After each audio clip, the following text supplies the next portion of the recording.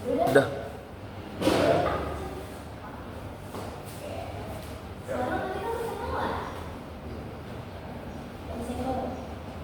Assalamualaikum warahmatullahi wabarakatuh.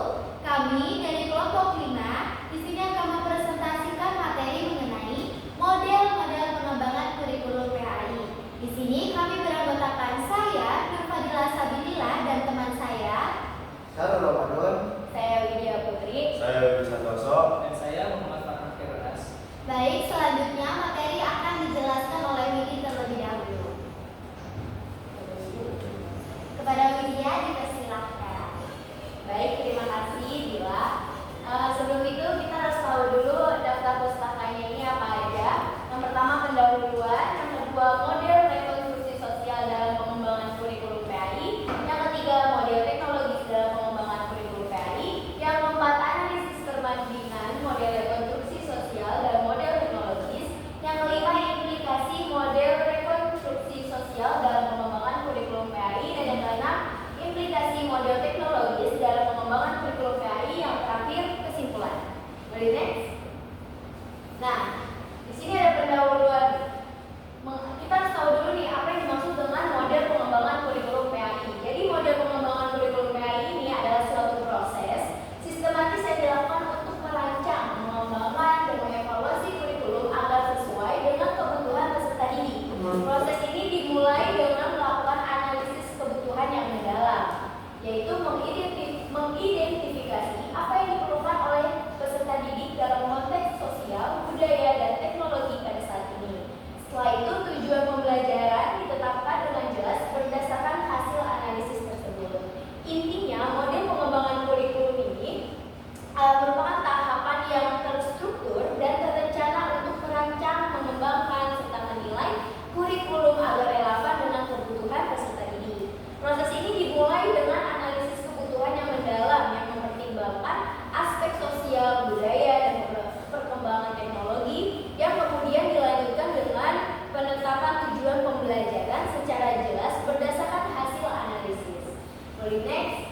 Nah, ini pengertian dari model rekonstruksi sosial dalam pengembangan kurikulum PAI. Jadi, model rekonstruksi sosial dalam pengembangan kurikulum adalah pendekatan yang memusatkan penyelesaian masalah sosial melalui interaksi dan kerjasama. Pendidikan dipandang sebagai usaha yang kolektif yang melibatkan pendidik, peserta didik, sesama peserta didik, masyarakat sekitar, dan sumber belajar lain. Melalui interaksi ini, peserta didik didorong untuk menemukan solusi atas persoalan sosial untuk membentuk masyarakat yang lebih baik dan beradab. Jadi intinya, rekonstruksi sosial ini menekankan pentingnya pendekatan kolaboratif dalam menyelesaikan masalah sosial. Pendidikan dianggap sebagai usaha bersama yang melibatkan semua pihak, yaitu guru, siswa, masyarakat, dan sumber belajar melalui interaksi dan kerjasama. Dengan cara ini, peserta didik didorong untuk aktif mencari solusi masalah sosial. Tujuannya untuk apa? Tujuannya untuk membangun masyarakat yang lebih baik dan beradab. Boleh next? Nah, di sini ada tujuan model rekonstruksi sosial. Tujuannya itu ialah untuk menyediakan siswa dengan kemampuan untuk menangani masalah dan peristiwa yang terjadi di masyarakat sehari-hari. Tujuan yang lebih jelasnya itu untuk membekali siswa dengan kemampuan untuk mengatasi masalah sehari-hari yang ada di masyarakat. Pendekatan pembelajarannya itu seperti pembelajaran kooperatif dan pembelajaran berbasis masalah yang digunakan untuk mendorong siswa belajar secara kelompok dan aktif menyelidiki solusi. Kurikulum ini tidak hanya fokus pada kemampuan individu siswa, tetapi juga pada peran mereka dalam lingkungan sosial dengan kolaborasi antara guru dan siswa dalam memecahkan dan mengevaluasi masalah yang berdampak pada masyarakat. Selanjutnya adalah implementasi model rekonstruksi sosial. Dalam perumusan kurikulum PAI, pendekatan ini menempatkan isu-isu sosial sebagai inti dari isi pembelajaran. Permasalahan yang dihadapi masyarakat dijadikan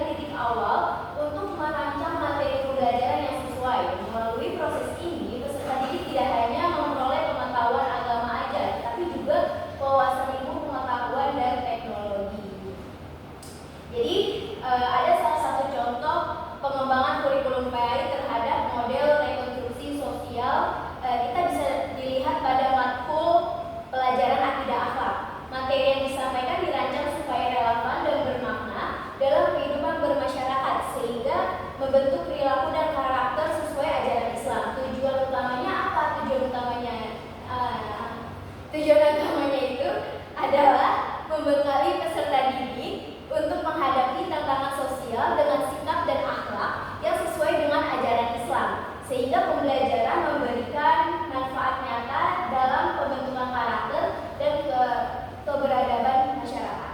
Boleh next? Nah, di sini ada karakteristik model rekonstruksi sosial. Yang pertama itu fokus pada isu-isu sosial kontemporer yang mencerminkan realitas masyarakat.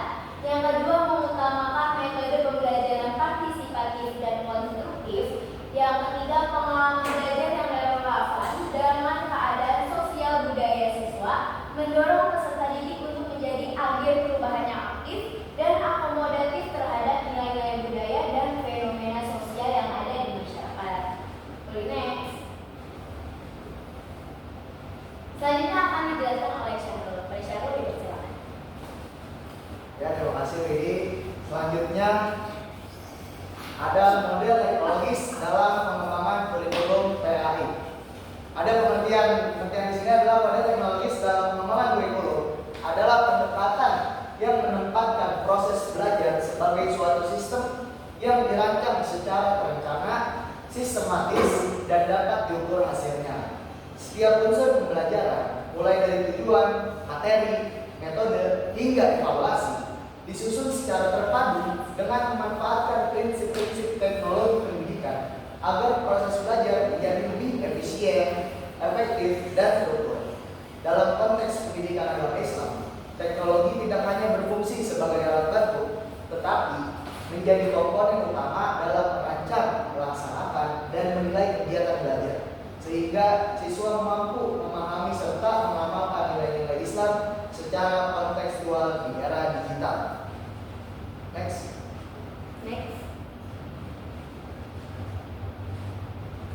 Yang kedua ada tujuan model teknologis. Model teknologis ini bertujuan meningkatkan efisiensi, efektivitas, dan akuntabilitas pembelajaran. Dalam PAI, pendekatan ini membantu guru menggunakan media digital dan platform daring untuk menciptakan proses belajar yang terstruktur, menarik, terukur, serta menjaga relevansi nilai-nilai Islam di era digital. Nah, yang ketiga ada karakteristik model teknologis. Model teknologis menekankan perencanaan yang sistematis, terukur, dan efisien berdasarkan analisis kebutuhan belajar. Teknologi menjadi komponen utama dalam penyampaian dan evaluasi pembelajaran. Meski kurang fleksibel, model ini menciptakan proses belajar yang terarah, efektif, dan mudah dievaluasi. Next. Nah, yang keempat ada contoh penggunaan teknologi dalam pembelajaran PAI. Penggunaan teknologi dalam pembelajaran PAI mencakup e-learning, multimedia interaktif, aplikasi mobile, podcast, dan video conference. Nah, media digital seperti video, animasi, dan platform daring membuat pembelajaran lebih menarik, fleksibel, dan kolaboratif, sehingga membantu siswa memahami serta mengamalkan nilai-nilai Islam dengan cara yang modern dan menyenangkan. Next. Ya, selanjutnya ada analisis perbandingan model rekonstruksi yang akan dijelaskan oleh Fadila. Ya, terima kasih Syahrul. Selanjutnya ada analisis dari perbandingan model rekonstruksi sosial dan juga teknologi. Yang pertama itu ada persamaan dan perbedaan. Untuk persamaannya sendiri di tujuan model rekonstruksi sosial dan model teknologi ini sama-sama berorientasi pada perubahan dan pemberdayaan siswa, yang dimana berarti kedua model ini sama-sama ingin membentuk peserta didik yang berilmu, berakhlak, dan mampu membawa perubahan positif, terutama dalam konteks pendidikan agama Islam. Tujuannya bukan hanya supaya siswa tahu ajaran agama, tetapi juga bisa mengamalkan nilai-nilai Islam dalam kehidupan sehari-hari. Kemudian dalam metode, kedua model ini sama-sama mengutamakan interaksi. Rekonstruksi sosial itu interaksi dari siswa dengan masyarakat, sedangkan di model teknologis itu interaksi antara siswa dengan teknologi. Di mana pada model teknologis ini sama-sama membantu siswa memahami ajaran Islam dengan cara yang lebih menarik dan efisien. Misalnya jika dalam model teknologis ini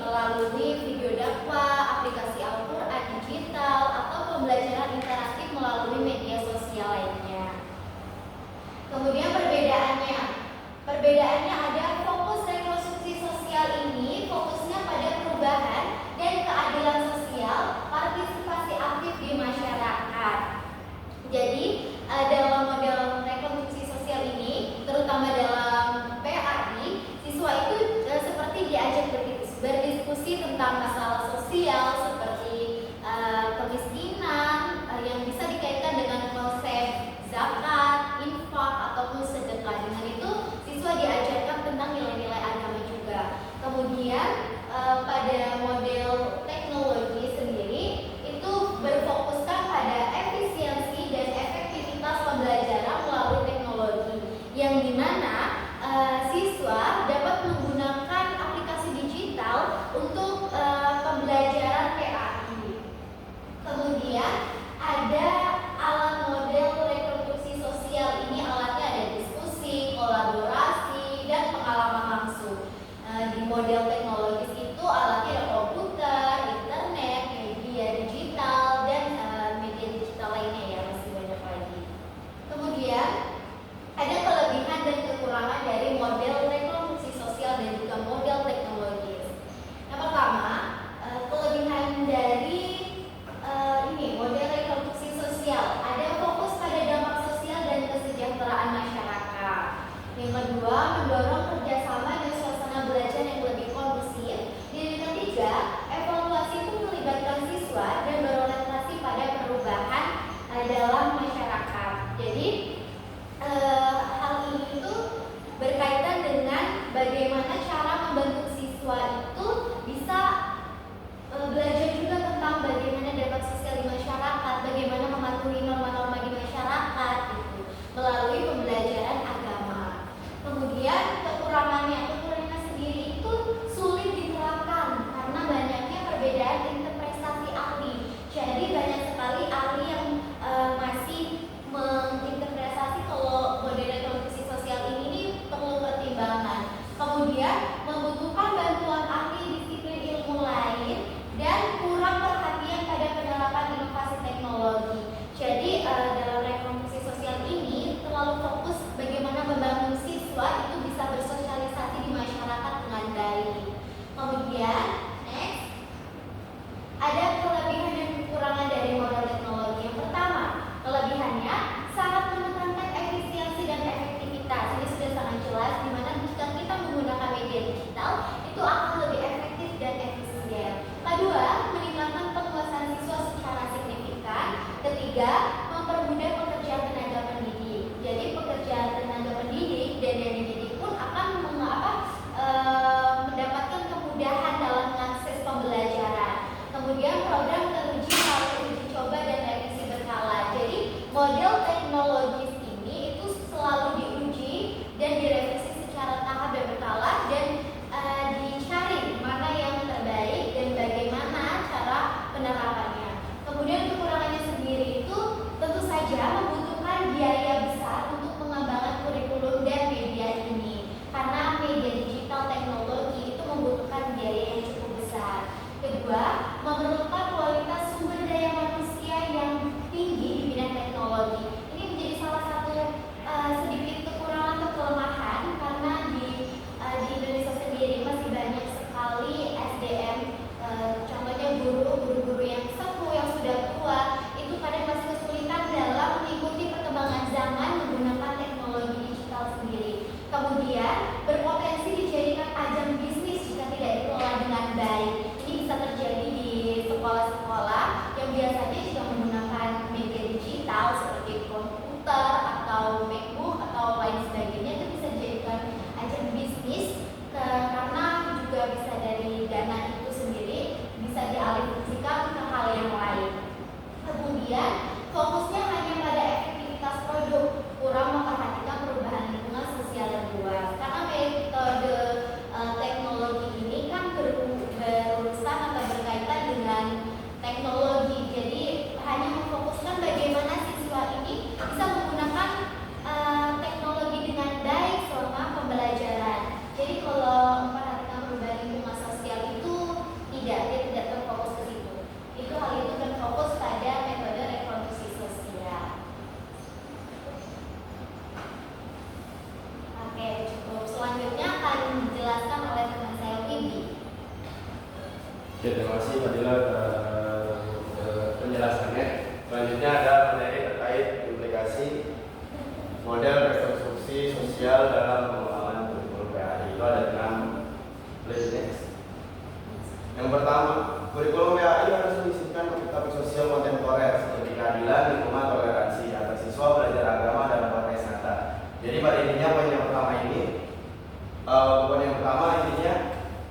dari guru PAI sendiri harus menerapkan kurikulum yang kontemporer atau yang sering terjadi di masa sekarang. Kayak misalkan keadilan bisa isu-isu politik, lingkungan, kayak misalkan apa aja yang terjadi di masyarakat, terus toleransi, topik yang saling menghargai terhadap sesama, supaya siswa tadi belajar agama dalam konteks hal yang nyata, bukan hanya sekedar teori kayak gitu. Yang kedua, guru perlu dilatih untuk memfasilitasi pembelajaran proyek sosial dan dialog kritis. Jadi di sini guru harus memberikan kepada muridnya itu fasilitas pembelajaran terhadap proyek sosial, kayak misalkan langsung praktek tadi tentang keadilan ataupun toleransi. Terus juga ada dialog kritis. Dialog kritis sendiri itu diskusi bersama atau adanya sesi sharing terhadap guru dan murid atau murid dengan murid. Selanjutnya ada yang ketiga, sekolah perlu membangun kemitraan dengan masyarakat dan lembaga sosial agar proyek siswa relevan dan berkelanjutan. Maksudnya di sini adanya kerjasama antara pihak sekolah dengan masyarakat, di mana dengan kemitraan tadi siswa bisa langsung praktek ke lapangan, entah itu ke masyarakat, kayak misalkan jadi petugas di masjid dan lain sebagainya. Oke, selanjutnya yang keempat, penilaian tidak hanya berbasis tes, akan tetapi juga refleksi, portofolio, observasi, dan keterlibatan sosial. Jadi di sini guru pada tahap yang keempat ini nilainya nggak hanya tes doang, hanya di kertas doang, tapi juga refleksi, kayak misalkan evaluasi bersama apa kurangnya, terus portofolio kayak laporan segala macam, observasi juga, dan yang terakhir ada keterlibatan sosial. Keterlibatan sosial di sini maksudnya kayak tadi kita ngabdi ke masyarakat gitu. Yang terakhir ada selanjutnya yang kelima, ada kurikulum harus bersifat fleksibel agar bisa disesuaikan dengan isu lokal di lingkungan sekolah. Nah tadi poin kelima dan poin ketiga sebenarnya itu hampir berkesinambungan atau hampir terhubung, karena dengan adanya kurikulum yang fleksibel kita bisa menyesuaikan dengan lingkungan yang tadi kita sudah kerjasama kayak gitu dengan kemitraan tersebut. Boleh. Selanjutnya yang keenam ada pengembangan materi ajar harus melibatkan stakeholder lokal atau komunitas atau orang tua. Jadi pengembangan materinya nggak hanya guru doang sumbernya, bisa jadi orang tua atau komunitas terkait. Jadi bisa dari sumber yang kemitraan tadi, yang baik di lingkungan sekolah ataupun di luar sekolah atau di sekitar sekolah ataupun di rumah tadi kayak orang tua kayak gitu. Lanjut. Next. Oke, selanjutnya ada model teknologis menawarkan peluang untuk implikasi model teknologis dalam pengembangan kurikulum PAI. Boleh dilanjut? Oke, terima kasih Didi. Baik, kesulitan akan saya lanjutkan. Nah, sekarang mari kita bahas mengenai implikasi model teknologis dalam pengembangan kurikulum PAI. Jadi, model teknologis ini menawarkan peluang untuk memodernisasi cara penyampaian PAI, menjadikannya lebih efisien, menarik, dan personal, terutama bagi generasi digital native yang akrab dengan teknologi. Implikasinya adalah pemanfaatan teknologi secara strategis untuk memperkuat penguasaan aspek-aspek fundamental dalam PAI. Nah, bisa kita lihat di sini ada setidaknya 4 implikasi dalam model teknologi. Yang pertama, transformasi pedagogis. Nah, seperti yang kita tahu di era yang sekarang ini, teknologi telah mengubah peran guru dan siswa secara mendasar. Jika dulu guru adalah sumber ilmu, sekarang ini siswa dituntut lebih aktif dalam mengeksplorasi dan menggunakan pengetahuannya sendiri. Melalui platform diskusi online, dokumen kolaboratif atau sumber belajar digital, pembelajaran bisa dilakukan dengan pendekatan seperti inquiry-based learning, di mana siswa mencari jawaban atas pertanyaan. Model IBL ini melatih keterampilan abad ke-21 seperti berpikir kritis, kreatif, kolaboratif maupun komunikatif yang kita kenal dengan sebutan 4C. Artinya, integrasi teknologi dalam PAI bukan sekedar tren, tapi kebutuhan strategis agar pembelajaran tetap relevan dengan perkembangan zaman. Kemudian yang kedua yaitu adanya peningkatan keterlibatan dan motivasi belajar siswa melalui interaksi digital. Cara aktivitas digital salah satu tantangan besar dalam PAI di era digital ini kan adalah menjaga agar materi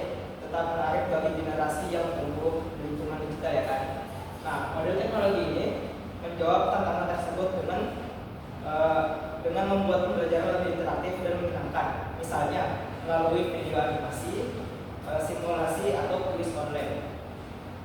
Media seperti yang telah saya sebutkan barusan itu terbukti mampu meningkatkan motivasi dan membuat siswa lebih aktif terlibat, berbeda dengan metode tradisional yang cenderung monoton seperti metode ceramah.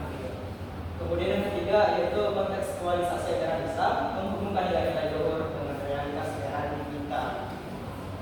Teknologi juga membantu menghubungkan nilai-nilai luhur Islam dengan realitas digital yang dihadapi siswa sehari-hari. Sebagai contohnya, guru bisa membahas konsep amanah dalam konteks keamanan data pribadi atau tabayun dalam menghadapi berita hoax di media sosial. Karena di era digital yang sekarang ini banyak ya tersebar berita hoax gitu. Dengan cara ini, ajaran Al-Quran dan Sunnah menjadi lebih hidup, aplikatif dan bermakna bagi generasi digital tadi. Jadi, PAI ini tidak hanya diajarkan, tetapi benar-benar dirasakan relevansinya dalam kehidupan digital siswa. Kemudian yang terakhir itu adanya pengembangan literasi digital berlandaskan akhlakul karimah. Integrasi teknologi dalam PAI juga harus disertai dengan pembentukan karakter dan akhlak mulia. Mengapa? Karena siswa tidak hanya diajarkan cara menggunakan teknologi, tetapi juga bagaimana bersikap etis dan bertanggung jawab di dunia digital supaya teknologi ini tidak menjadi sumber tidak etnis etika online itu. Dengan demikian, teknologi tidak menjadi alat yang menjerumuskan, tetapi justru menjadi sarana untuk berdakwah dan menyebarkan kebaikan di dunia maya. Begitu yang dapat saya sampaikan. Next. Selanjutnya ada kesimpulan yang akan disampaikan oleh Widya. Pada Widya dipersilakan. Baik, terakhir itu ada kesimpulan. Jadi kesimpulan dari materi ini adalah model rekonstruksi sosial dan model teknologis memiliki peran penting dalam pengembangan kurikulum PAI. Model rekonstruksi sosial menekankan peran pendidikan sebagai sarana perubahan sosial dan pembentukan karakter moral peserta didik agar mampu berkontribusi positif dalam masyarakat sesuai dengan nilai-nilai Islam. Sementara itu, model teknologis berorientasi pada efisiensi, sistematika, dan pemanfaatan teknologi dalam proses pembelajaran agar lebih efektif dan terukur. Kedua model tersebut saling bertentangan, melainkan dapat saling melengkapi. Integrasi antara pendekatan sosial dan teknologis akan menghasilkan kurikulum PAI yang tidak hanya menanamkan nilai-nilai spiritual dan sosial, tetapi juga adaptif terhadap kemajuan teknologi dan kebutuhan zaman. Dengan demikian, pengembangan kurikulum PAI idealnya berlandaskan keseimbangan antara nilai kemanusiaan dan inovasi teknologi.